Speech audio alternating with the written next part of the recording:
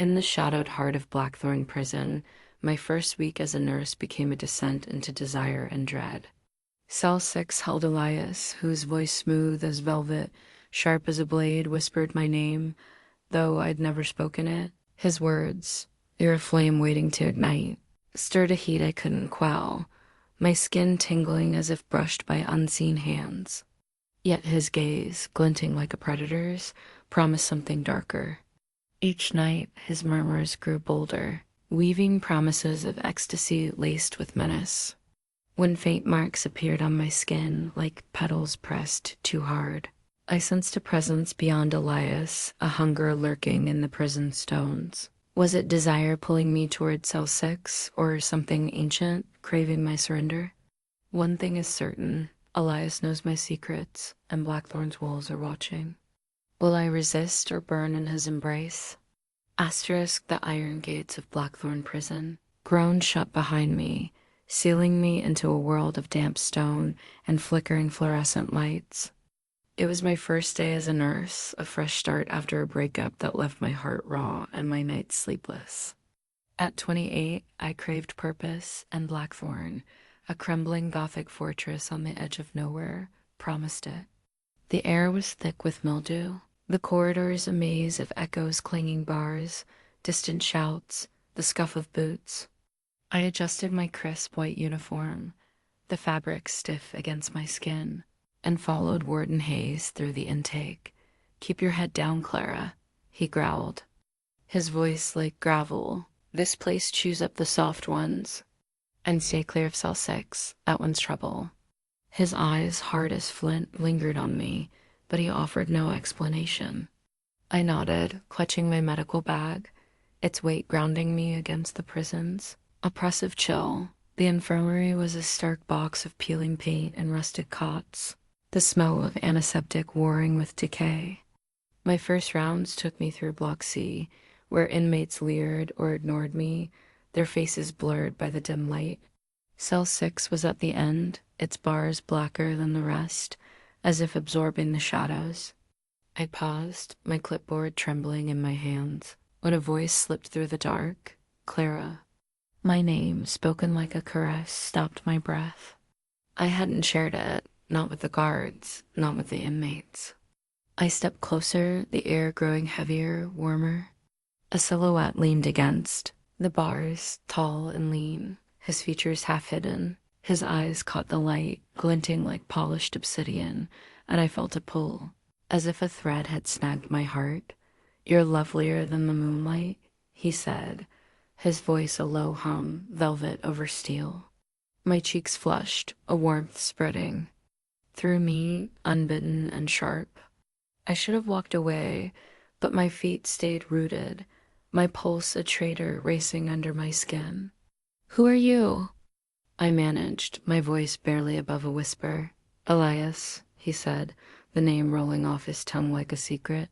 "And you're Clara, the new flame in this cold place." His words stirred something deep, a longing I'd buried since my ex left me hollow. But his gaze was too intense, too knowing, as if he saw the parts of me I hid even from myself. I stepped back, my clipboard slipping slightly in my sweating palms. "I'm just doing my rounds," I said, forcing professionalism. I checked my list, avoiding his eyes, but the air felt charged, like the moment before a storm. His chuckle was soft, almost intimate, and it sent a shiver down my spine, not entirely from fear. "Careful, Clara," he murmured. "Blackthorn has a way of finding what you want and what you fear." I turned away, my heart pounding, and hurried back to the infirmary. The corridor seemed longer, the shadows thicker, as if they followed me. In the harsh light of the infirmary, I caught my breath, my skin still tingling where his voice had brushed it. I glanced at the door, expecting nothing, but there it was, a faint scratch, like claw marks, etched into the wood. No one else noticed, and the guards dismissed my question with a grunt. That night, in my cramped apartment, I couldn't shake Elias's voice. It lingered warm and dangerous, like a hand hovering just above my skin. I checked my uniform before bed, expecting the usual sterile smell, but a faint floral scent clung to its roses. Maybe, though, the prison was barren of flowers. I tossed in my sleep, dreaming of a silhouette in the dark, its eyes glinting, its whisper promising more than I dared imagine. The peak came as I passed cell 6 again, late in my shift. Elias was there, his voice softer now, a melody that curled around me. "I dream of you, Clara," he said, "of a dance only we can share." My body betrayed me, my breath hitched, my skin flushed, as if invisible fingers traced my neck. I wanted to lean closer, to let his words pull me in, but the glint in his eyes held a hunger that wasn't human. I fled, my heart a drumbeat, and in the infirmary, I noticed a shadow in the corner that didn't match the light, a shape that vanished when I blinked. Asterisk, the infirmary at night was a different beast, its single bulb flickering like a dying star. My second night at Blackthorn brought night rounds, a task the other nurses avoided with tight-lipped glances. The prison's corridors were quieter now, but the silence was heavy, broken only by the occasional drip of water or a muffled curse from a cell. My shoes echoed on the stone floor, each step a reminder of cell 6 waiting at the end of Block C. I gripped my medical bag, its leather worn smooth, and tried to focus on the routine: check vitals, distribute meds, move on. But Elias's voice from the day before clung to me, a warmth I couldn't shake. I'd spent the day replaying his words, my body responding in ways that shamed me. I was a professional, not some lovesick girl, yet the thought of his eyes dark, piercing made my pulse quicken. As I approached cell 6, the air grew warmer, almost humid, carrying that impossible floral scent again. Elias was there, leaning against the bars, his silhouette sharp against the dimness. "Clara," he said, his voice like silk sliding over bare skin, "you came back." "I have to," I said, keeping my tone clipped. I checked his chart, my hands unsteady, aware of his gaze tracing my every move. "Any complaints?" "Only that you're so far away," he said, his smile teasing, his eyes glinting with something deeper. "You feel it too, don't you? The fire waiting to spark." My chest tightened, a flush creeping up my neck. I remembered my ex's touch, the way it once lit me up, and Elias's words found that same buried spark. I shook my head, focusing on the chart, but my fingers trembled. "Tell me about the prison," I said, desperate to shift the conversation. "You mentioned a gift yesterday." He leaned closer, his breath warm through the bars, carrying that. "Floral note. Blackthorn holds secrets," he said. "A gift for those who listen. It knows what you want, Clara, what you've hidden even from yourself." His words were a caress, each syllable sinking into me, stirring a heat I couldn't ignore. I stepped back, my breath shallow, my uniform suddenly too tight. "Stop it," I said, but my voice lacked conviction. His chuckle was low, intimate, as if we shared a secret. I finished my notes and turned to leave, but his voice followed me. "You'll see, Clara, the gift is already yours." In the infirmary, I sank into a chair, my skin still humming from his words. I opened my medical bag to log my rounds, and there it was, a single red thread, coiled like a snake, though I'd brought nothing red into Blackthorn. My fingers brushed it, and it twitched, as if alive, sending a jolt through me. I dropped it, heart racing, and checked the bag again, empty now. The thread gone. The peak came at the end of my rounds, passing cell 6-1 last time. Elias was waiting, his eyes locked on mine, his voice a whisper that seemed to touch me. "Let me show you what it means to burn," he said, and my body answered. My chest flushed. My lips parted, a heat pooling low in my belly. I imagined his fingers brushing my wrist, the bars no longer between us, and for a moment I wanted to step closer, to let his voice consume me.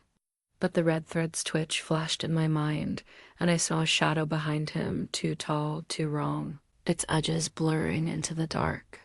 I fled, my breath ragged, the floral scent clinging to me like a promise. My apartment was a small gray box, its walls too thin to block the hum of the city outside.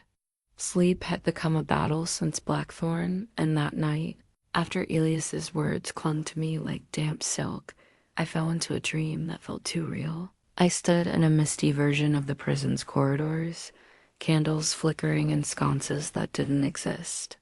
Elias was there, his silhouette sharp against the haze, his eyes glinting like stars in a void. "Surrender, Clara," he whispered, his voice a tide pulling me under, "and I'll give you everything you've forgotten you need." His shadow moved closer, brushing my skin like a lover's breath tracing my spine.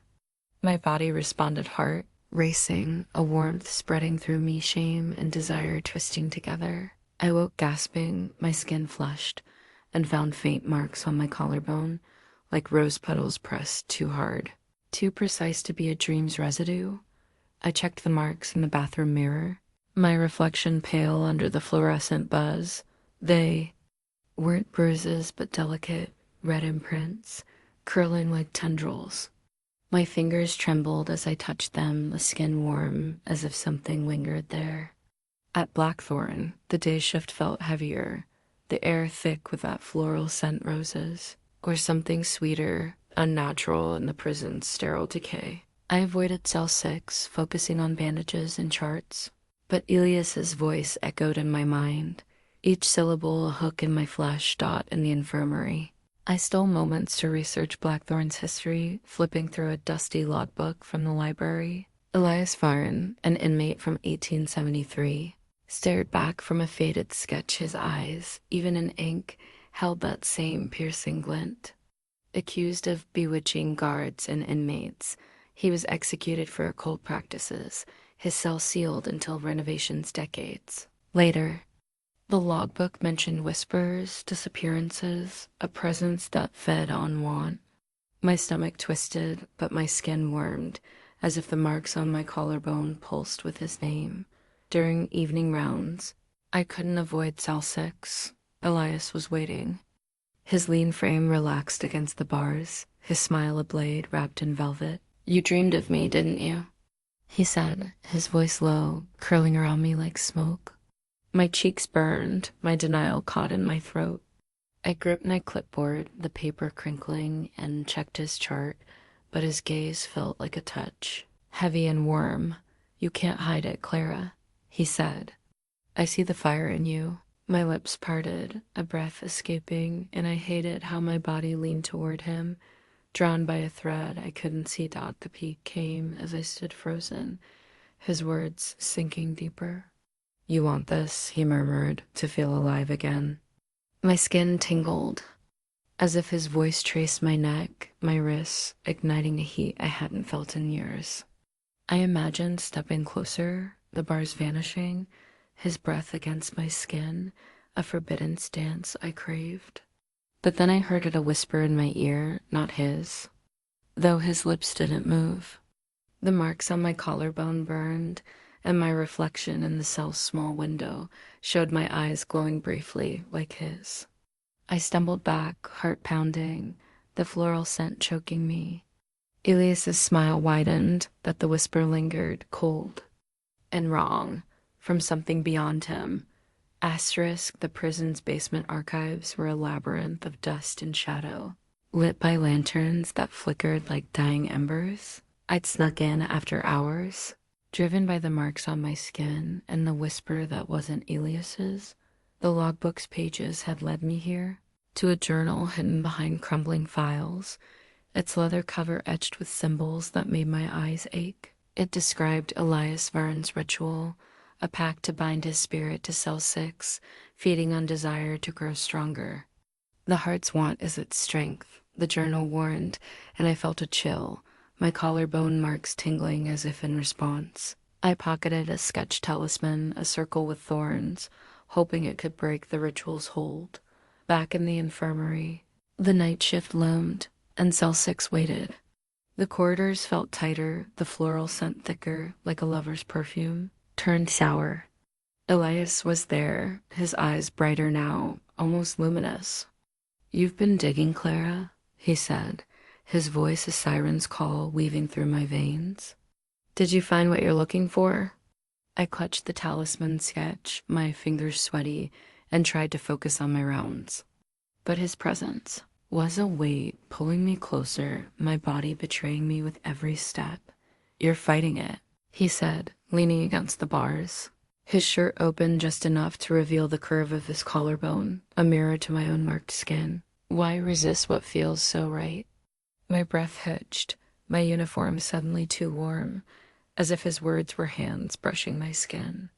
I wanted to snap at him, to walk away, but my feet stayed rooted, my pulse a drumbeat. He spoke of a gift, again, a union that would set us free, and I felt a heat pull low in my belly, unbidden and fierce. The peak came when I noticed his cell door ajar against all protocol. "One step, Clara," he whispered, "and we'll be one." His voice was a caress, wrapping me like silk, and I imagined his fingers grazing my wrist. The bars gone, his breath warm against my ear. My body trembled, flushed, aching to cross the threshold to let his promise consume me. But the talisman sketch crinkled in my pocket, and I saw my reflection on a medical tray, my eyes glowing, then dimming, the tray vibrating as if alive. I gasped, stepping back, the floral scent, now mixed with something metallic like blood. Elias's smile didn't falter, but a shadow behind him shifted, too tall, its edges wrong. A guard's voice broke the spell, barking about the open door. I fled to the infirmary, my heart racing, the journal's words echoing. "It feeds on. Want." I checked my reflection again, normal now, but my collarbone marks had spread, curling like vines. The guard, a grizzled man named Cole, noticed my shaking hands. "Cell 6 changes people," he said, his eyes avoiding mine. "Don't let it take you." Asterisk, the storm outside Blackthorn matched the chaos in my chest, thunder rolling like a heartbeat. Through the courtyard, I clutched the talisman, a crude pendant I'd fashioned from wire, and the journal's sketch, determined to end whatever held Cell 6. The marks on my collarbone burned now, a constant reminder of Ilias's voice, his gaze, the heat he'd ignited. I couldn't let it win, that every step toward Cell 6 felt like wading through honey. My body yearning to surrender. Elias stood in his cell, his eyes glowing like twin moons, his smile both promise and threat. "You're here," he said, hissed, voice a low thrum, ready to rewrite the stars with me. I held the talisman tight, its edges biting my palm, and began the banishment chant from the journal, my voice shaking. Elias stepped closer, the bars no barrier, his presence a warmth that threatened to undo me. "Don't fight it, Clara," he said. "Stay, and we'll burn together." The peak came as his voice wrapped me like a lover's embrace, each word a pulse in my veins. My skin flushed, my breath caught, and I imagined his hands on me, the world dissolving into heat and shadow. My body trembled, leaning toward him, the talisman nearly slipping from my fingers.